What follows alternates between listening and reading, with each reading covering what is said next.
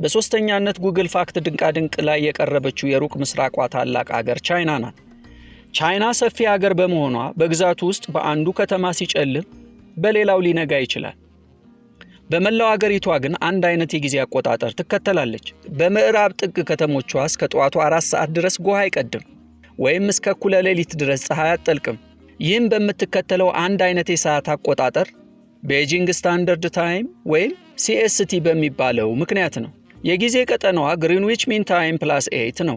በአገሪቱ 5 አይነት የጊዜ ዞኖች ቢኖሩም በ1940ዎቹ መገባደጃ የነበረው የጊዜው ኮሚኒስት መንግስት ግን አንድ አይነት አቆጣጠር በመላው አገሪቱ እንዲኖር አወጀ። ይህ የሆነበት ዋናው ዓላማ በሁለት ምክንያት ነው። አንዱ ተግባር ተኮር፣ ሌላው ፖለቲካዊ። ሁለቱም ግን አገሪቷን የተባበረች አንድ አገር እንድትሆን በመፈለግ ዓላማ የተነሳ ነው።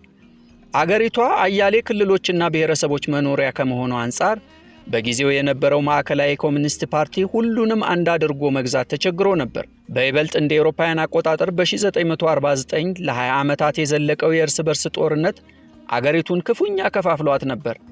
ለዚህም ይመስላል የተለያየ የጊዜ አቆጣጠር ቢከተሉ ሌላ መከፋፈያ ምክንያት መፍጠር ነው በሚል አንድ አይነት ወይም ወጥ የሰዓት አቆጣጠር እንዲሆን ያደረጉት። ይህም እስካሁን ድረስ ዘልቋል ይለናል የመረጃ ምንጫችን።